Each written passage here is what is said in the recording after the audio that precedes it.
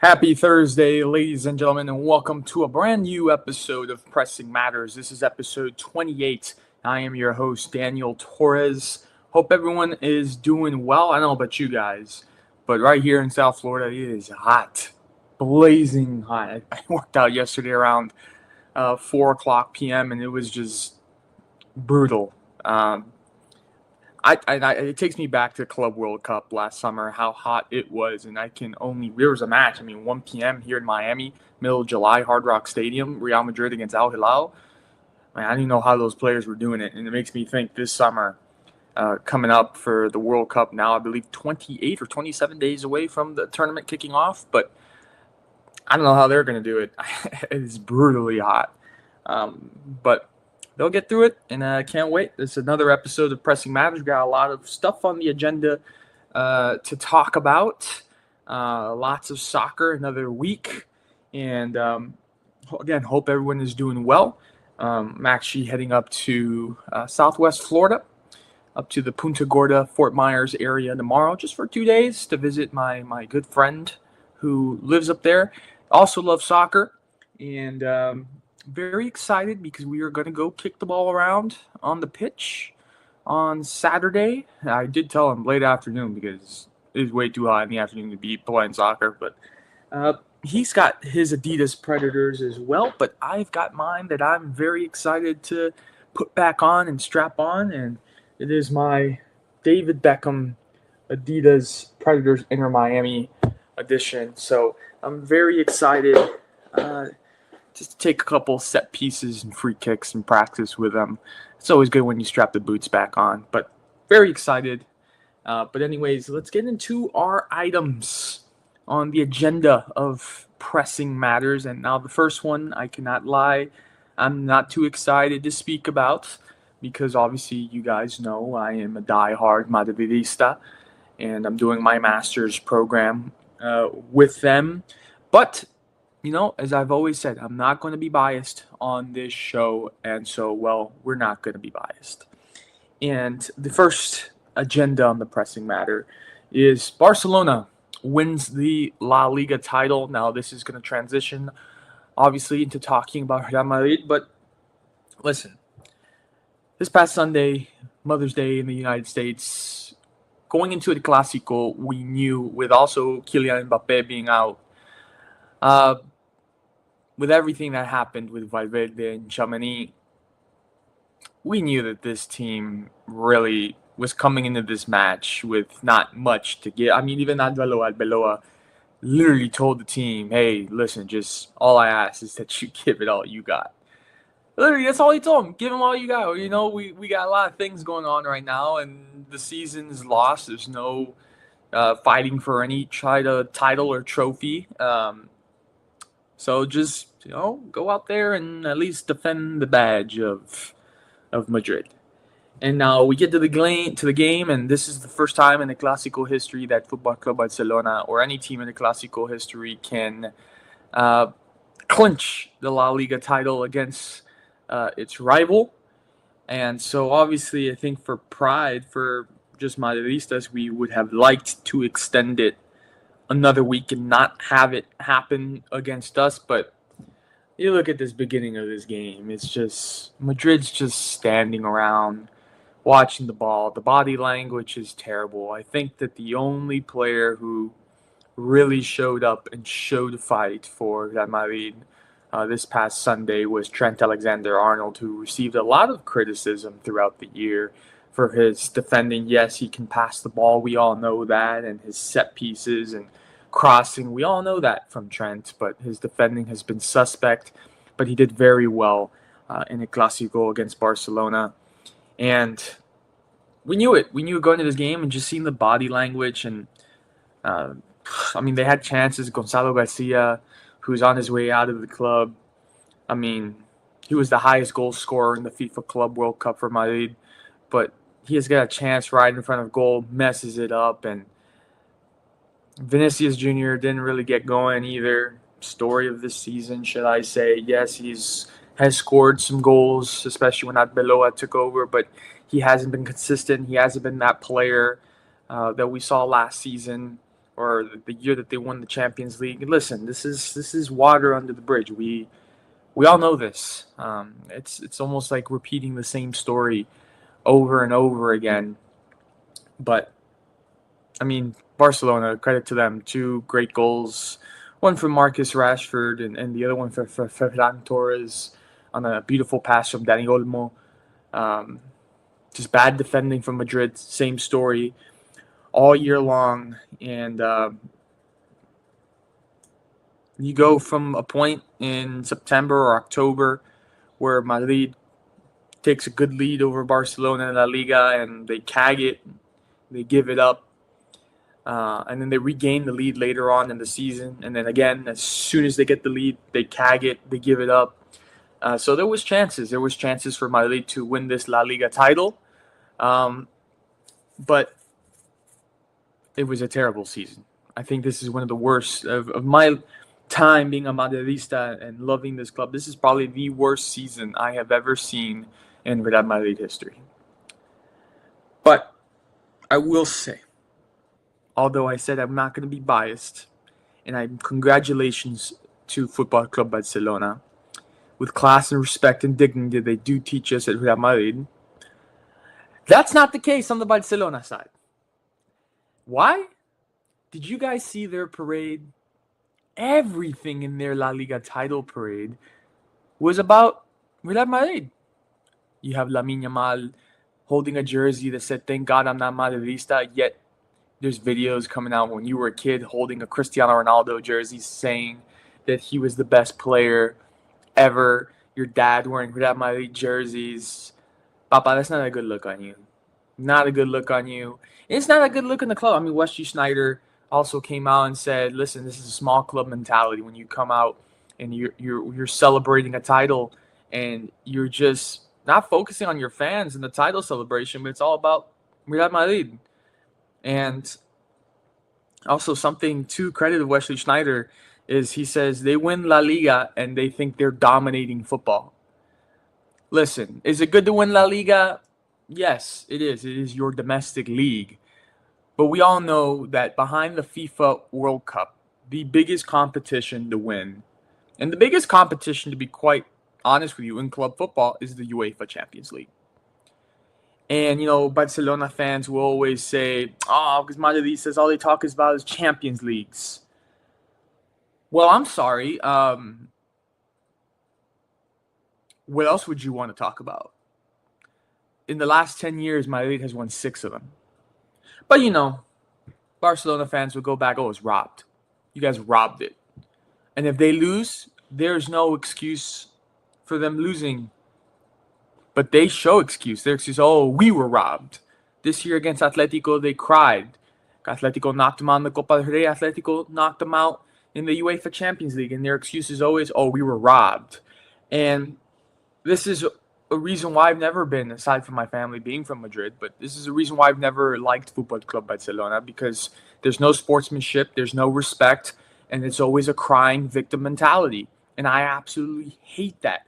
Just man up and just say the truth, admit the truth, and admit defeat when you're defeated.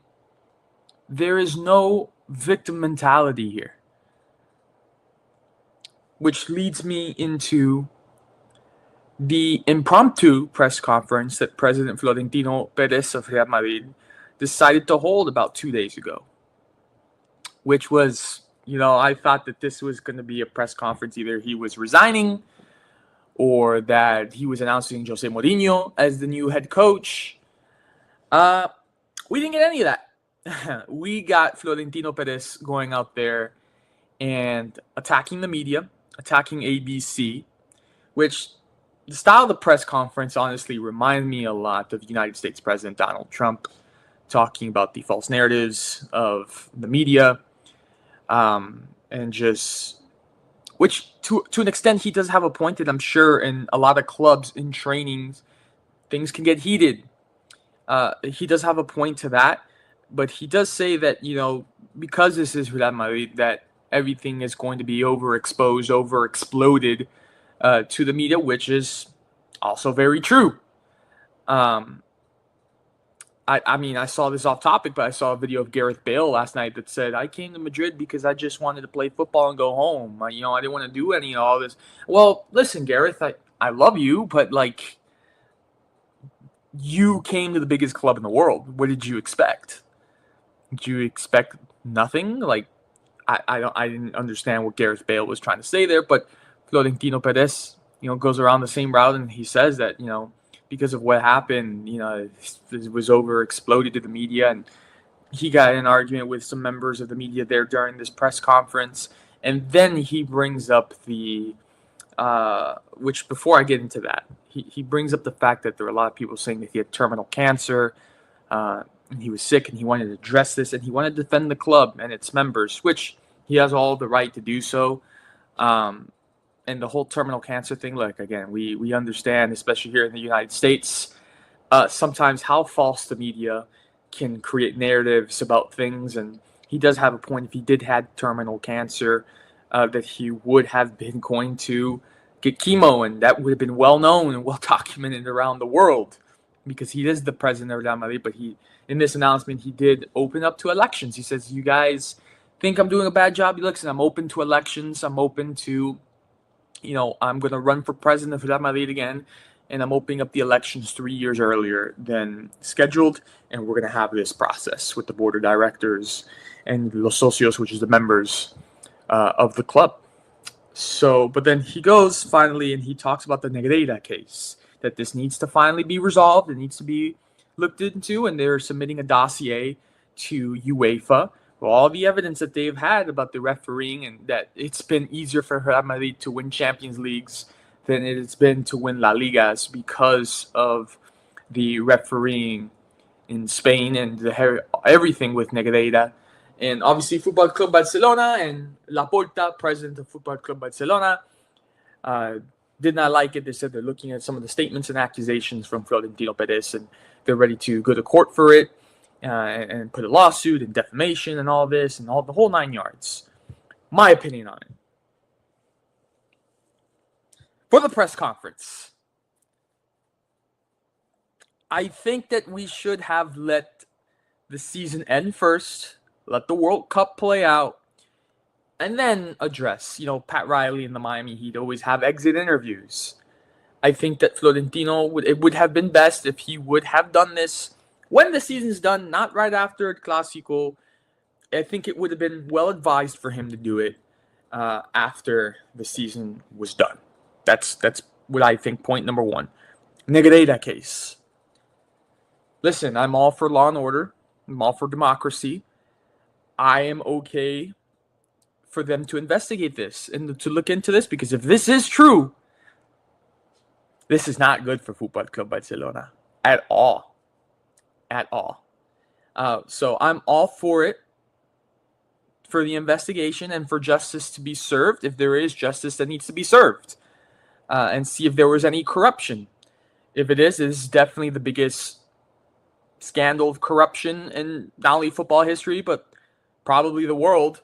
And all those titles with Pep Guardiola and Messi, that's all out the window. So I am all for the Negreira case to be finalized and to be looked into by UEFA, FIFA, and Spanish courts, and into the Spanish Football Federation and the Spanish Refereeing Association. The referees themselves, I agree, there's a lot of points that were left on the table this season.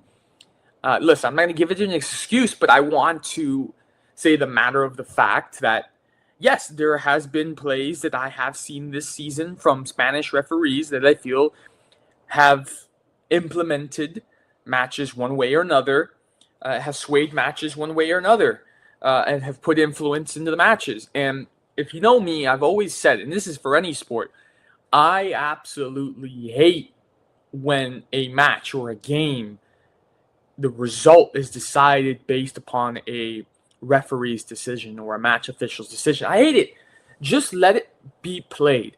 Don't enforce yourself to try to be the star, and the whole result is based upon a decision.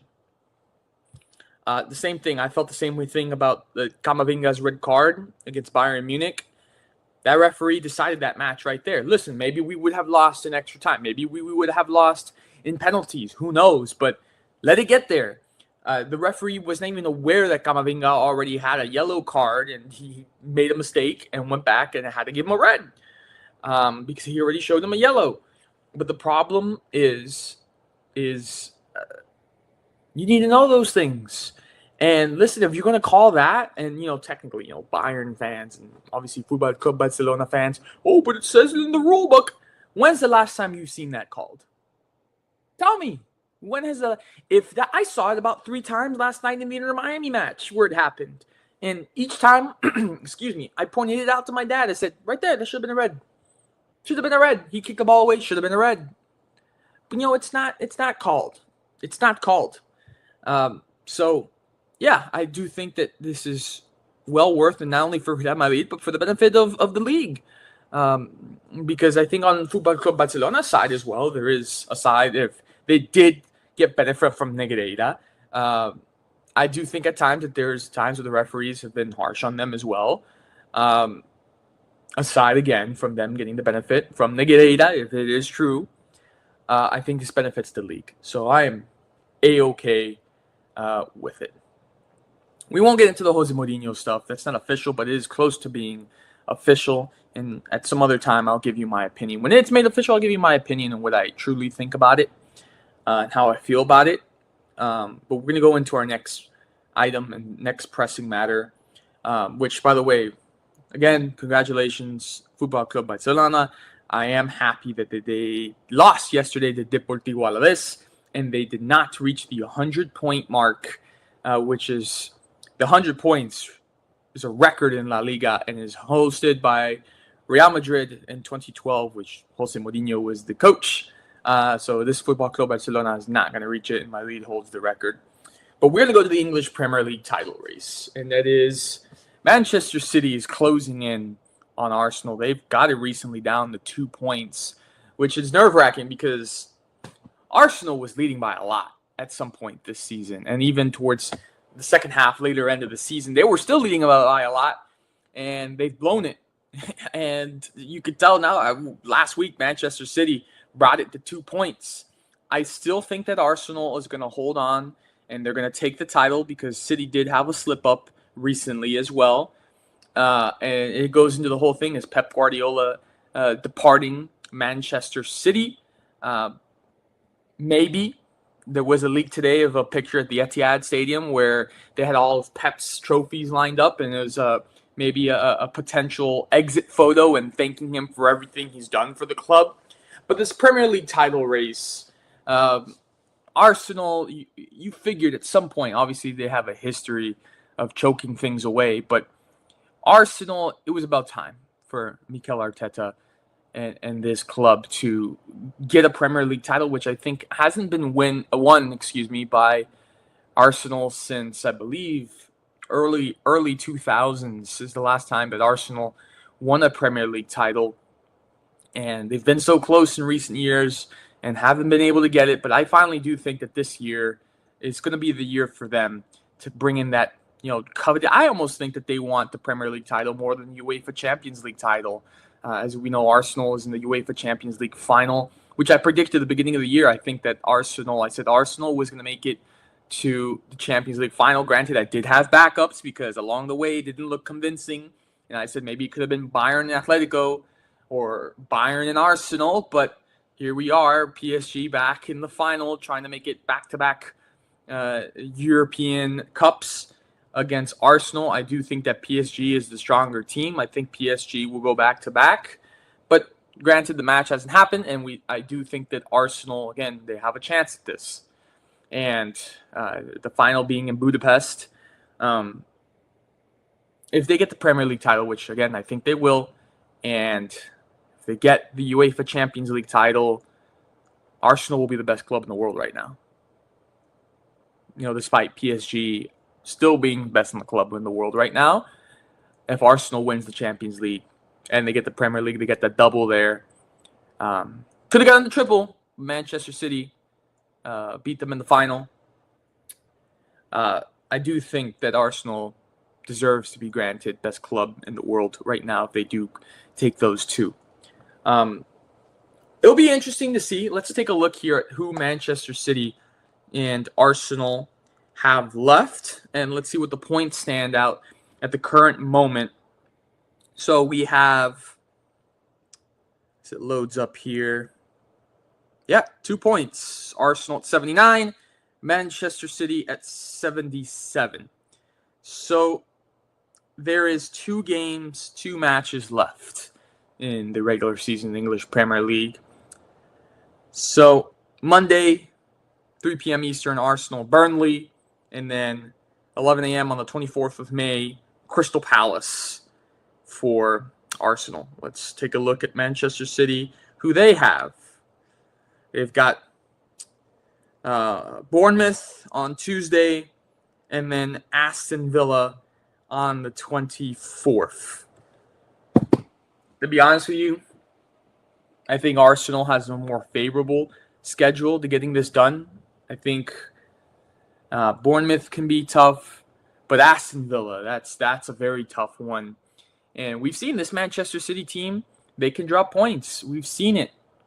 Obviously, we just spoke about Real Madrid. They're not a good team this season, and we saw Manchester City get dominated and eliminated by Madrid in the Champions League this season.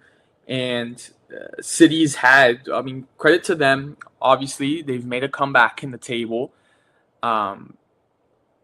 They weren't always second. Obviously, yes, you have to look at Arsenal was dropping points, and they've made this a race. They've made this a title race all the way to the end, and you have to give credit to Pep Guardiola and his staff at Manchester City.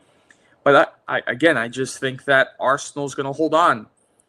Crystal Palace and Burnley, it's a lot easier than Bournemouth and Aston Villa. So I think it will be tough for Manchester City to close it out and to bring a title. I think this is almost like Manchester City, right? And Manchester United, several years ago, we'll say, when City took their first Premier League title,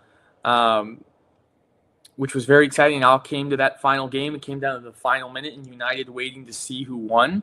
I think we can get a situation like that, and it would just be insane. Like right now, it's the ball's in Arsenal's court. If they lose this Premier League title, it's because they lost it. They themselves lost it.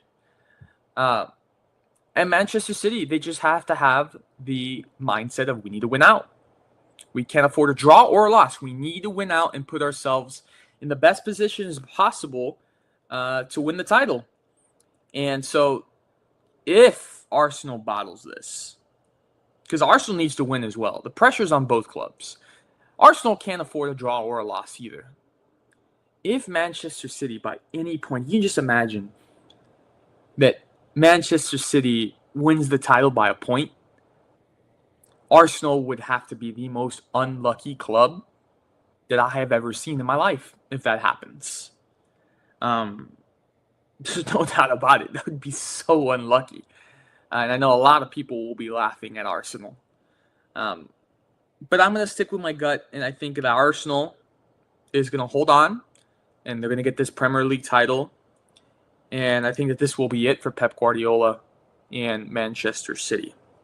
So let's go into our next item on the list. It is Miami puts 4 past Toronto, and last night they put 5 on Cincinnati. Sometimes, guys, first of all, Toronto was really injured during that match. And obviously Inter Miami was looking for redemption after the embarrassing loss to Orlando City. And they really just put on the show against Toronto. But last night with Cincinnati had chances to put this game to bed, and they were in the lead, and they could have won this game. And obviously TQL Stadium in Cincinnati is a place that Messi and Inter Miami have historically struggled at. But you watch MLS, and it's so frustrating. I love the league, but sometimes it's so frustrating because you're like, for someone, please hold on to a lead. Can someone play any defense? Like, I think we all know at a certain point, like, you can't give wads and wads of space to Messi. You can't. And we still have MLS teams that are just literally watching him just walk on by. And I'm like, what are you doing? Like, you're literally asking for the goal. And so Cincinnati last night had times where they were up 1, could have been up 2, to be honest. up one and late in the game, and they're trying to hold a lead. They were up one and ended up losing by 2. Only in MLS do you see this. And it was 2 own goals, by the way, on the night from Cincinnati. Cincinnati was entering this match, the last 6, unbeaten.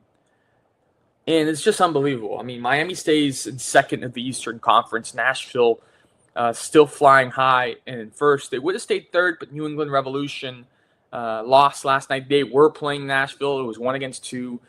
So New England falls to third. Miami reclaims second. And honestly, it was embarrassing. It was embarrassing from the FC Cincinnati perspective, embarrassing for their fans, the Bailey, what they call it there, TQL Stadium in Cincinnati, Ohio. I look at this and I don't think that this Inter Miami team is as good as it was last year. But somehow, some way, they get 2 own goals. Teams, they don't defend. The quality, obviously, in MLS. I mean, it just happens. And then, we get the whole hype from Apple and in MLS, and it's just like they're not. I don't think that they're that good. But listen, it works in the MLS apparently. So they get 4 past Toronto, 5 on Cincinnati, and Miami back-to-back victories after the embarrassing defeat to Orlando, and a victory on Toronto, and a victory in Cincinnati, and they're on Sunday Night Soccer coming up this Sunday against the Portland Timbers. So this takes me to our final topic on the agenda of Pressing Matters is this, the FIFA World Cup sticker album. I don't know about you guys out there, but it has been so hard for me to find stickers. I actually called right before this because I had planned to get stickers and unveil them for you all on the show tonight. I called 2 Walgreens next to my house. I called a Publix, and they're sold out. And I actually do think that Panini rolled these out way too late. We're 28 days away from the tournament, and it's almost like 2 weeks ago is when they went on sale, or 3 weeks ago is when they went on sale. And listen, I've been collecting since the 2010 World Cup in South Africa, and they would do it 3 months, maybe 2 months in advance from the tournament, and it gave people time to collect. But this World Cup, it's been really late, and since it's been late, people have just been buying in bulk. They go to Walgreens and buy the whole box, for God's sake, and then, they've been sold out. They've been delayed in getting them to stores. So I don't know what's going on, but I'm going to have to go on Amazon tomorrow because they're releasing on Amazon tomorrow, and I'm going to have to go on there and buy in bulk, because if not, I'm not going to be able to finish my sticker album. I'm very happy, which, by the way, the first sticker that I pulled was Lamine Yamal. Obviously, I'm not a Football Club Barcelona fan, but he plays on my Spanish national team. So I was very happy with that. But I'll show you guys how it looks. For those that don't have it or just not collecting this year, this is kind of what it looks like.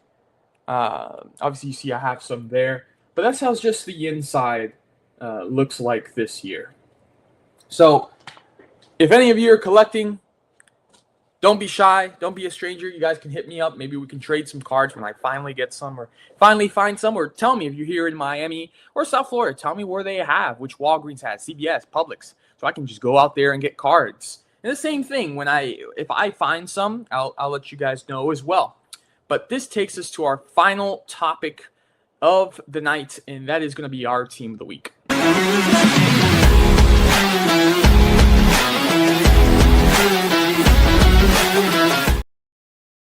Listen, I hate to say it. I hate to do it. But I take the high road. I'm a good man. I have good sportsmanship. I'm a gentleman. I always said since the beginning of this creation of Pressing Matters that I would not be biased. But your team of the week, for the first time on this show, by the way, team of the week is Football Club Barcelona. They won the La Liga title. They're now even with Real Madrid on Clásicos at 106. They did split this year in Clásicos. Madrid won at the Bernabeu. Barcelona won second half of the season at the Camp Nou. But they are the Spanish La Liga champions. They won 2-0, clinching that title against their arch nemesis, Real Madrid. They played a good game. It was fantastic goals. So, like I said earlier, from Rashford and Dani Olmo with an amazing back heel pass in the air to Ferran Torres for the finish. You played a great game, great style. Usually we're seeing the great style of football from Football Club Barcelona, and that is why they are your team of the week.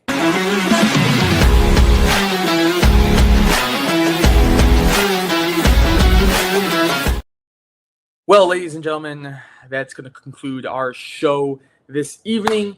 I appreciate you all for just continuing to support us here at Plug Talk Sports and all of our shows here on the Plug Talk Sports Network. Make sure you tune in to all of them.